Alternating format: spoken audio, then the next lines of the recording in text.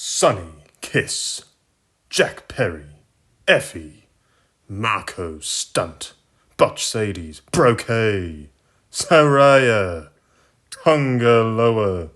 These are just some of the most unwatchably appalling wrestlers going today.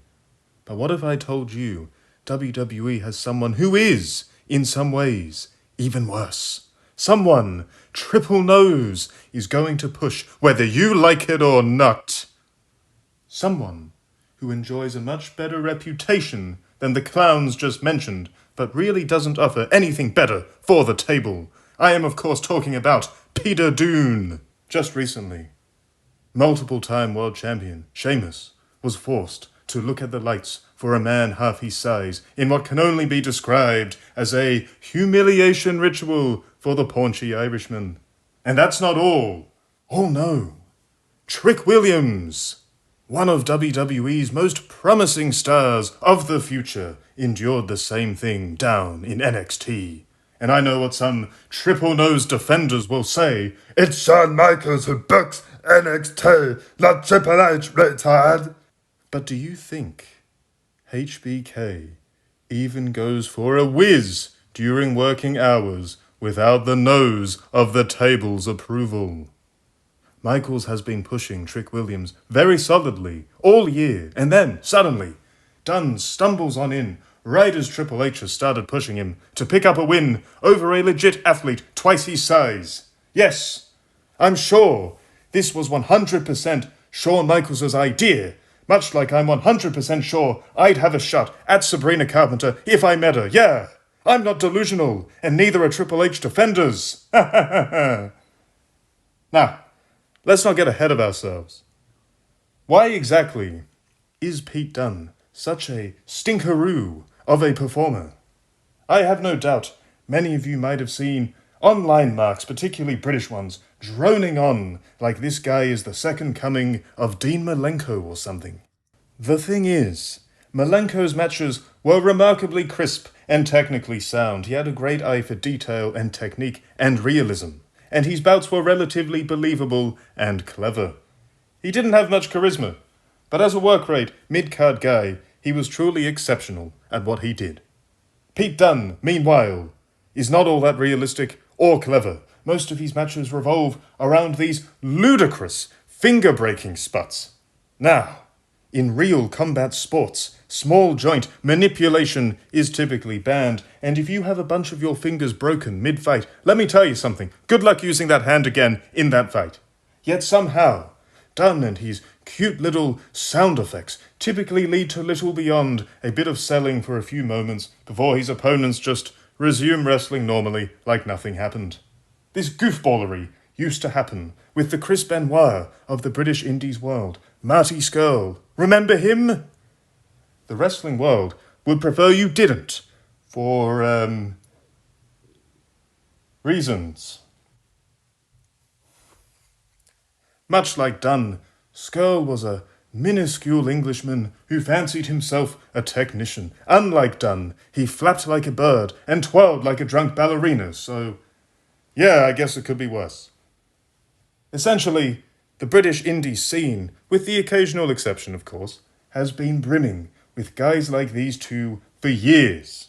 Vanilla midgets who grew up jerking off relentlessly to old indie and Japanese tapes, thinking they can do the same stuff without bothering to hit the gym or learn basic wrestling psychology beforehand. Dunne, at 5 foot whatever, wears a bathing suit to the ring, a grandmother's bathing suit. He bites leather belts despite claiming to be a vegan and tries pulling this little tough guy face that's got more in common with a sulking child than a wrestling hard man.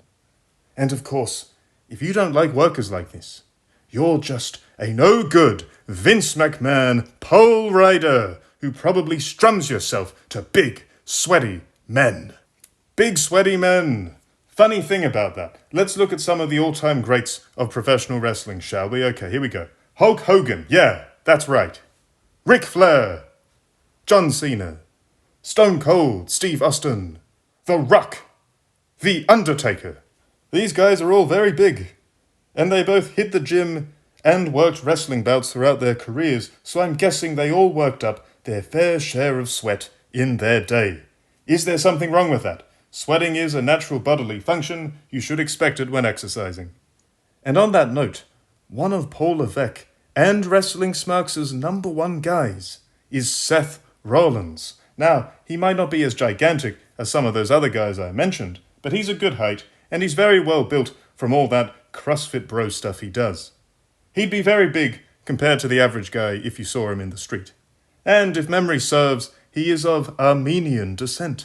So you know, he just sweats buckets like there's no tomorrow. Now, let's look at Pete Dunne. No shame in sweating doing a wrestling bout, obviously, but sans the big, that means he's just a sweaty man. So I think some of these marks need to work on better zingers when dealing with critics of what they like, to be honest with you. And in recent weeks, this guy's been handed singles feuds on Monday Night Raw and NXT, whilst also popping up on that speed thing that broke poor Ricochet's brain. Who exactly is demanding more of this guy? Much like his buddy, Tyler Bate, who is, in fairness, a better wrestler, or the DIY crew, or the Undisputed Era before they all defected, these bland, vertically challenged, indie-rific guys just don't set the mainstream wrestling world on fire. And while Vince McMahon, even at his most senile, head-pooping moments, allegedly, seemed to understand that, Triple H and Tony Khan, though that pretty much goes without saying, seemingly can't accept that ugly truth. And for everyone who still brings up Butch like it was the worst thing ever, at least that was an actual character. The name was stupid, sure, no arguments there. But the savage, cruiserweight henchman gimmick was way more interesting than bathing suit finger breaker in the midst of an emo brooding fest most of us outgrew by 15. And for people who disagree, tell me, why were the Brawling Brutes in a huge War Games match and feud with the Bloodline when Roman Reigns and friends were arguably at their peak? Could it be because they were over and a lot of fans actually enjoy more colourful, sometimes sillier characters? Shocking. Colour me shocked. It's almost like pro wrestling personas are meant to be entertaining and over the top or something. Wild. Just a wild idea. And now we have to get to the darker portion of this discussion.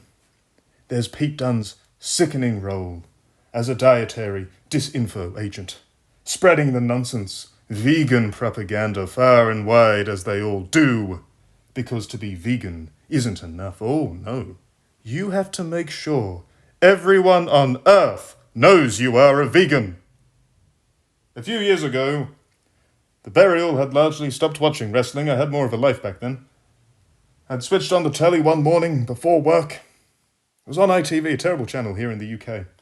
And Pete Dunne and his boyfriends in British sodomy style, strong style, were harping on about the supposed virtues of a micronutrient-deficient diet high in oxalates, anti-nutrients, phytoestrogens, random powders, 7 million supplements, endless, hard-to-digest vegetables, and the destruction of the environment by digging up all this superfood crap from all over the world and flying it over to Western hipsters to munch down with their pumpkin chai soy frappe latte or whatever the hell the craze is this week.